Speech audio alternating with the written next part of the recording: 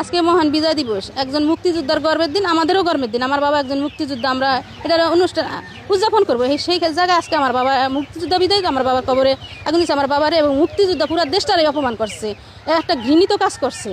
ওই পাড়ার উপরে উঠে দাঁড়াইছি, অহন দিয়ে ওই জায়গায় আগুন। এর মধ্যে ওই মাইয়া ও ঘুমে আসলে, ওই ছেলেও ঘুমে রয়েছে, ওরা কেউ জাগে নেই অন্তরে। পরে আমি যেমন আপনি পেনা জানা ফিরতে আসলে এটা করলো কেটা।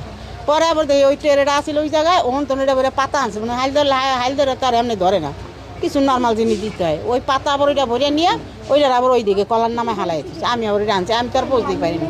পরে এসে আমার মাইয়ারে কইছি বলে কিরে এরকম তোর আবার কবরের উপরে এরকম আগুন ধরেছে কেরা রাত্রের বেলা। আমার এতটুকুই মনে হয় যে আজকে 54 বছর, আজকে মহান বিজয় দিবস, একজন মুক্তিযোদ্ধার গর্বের দিন, আমাদেরও গর্বের দিন। আমার বাবা একজন মুক্তিযোদ্ধা, আমরা এটার অনুষ্ঠান উদযাপন করবো। সেই জায়গায় আজকে আমার বাবা মুক্তিযোদ্ধা বিদায়, আমার বাবার কবরে আগুন দিচ্ছে। আমার বাবারে এবং মুক্তিযোদ্ধা পুরো দেশটারে অপমান করছে, একটা ঘৃণিত কাজ করছে।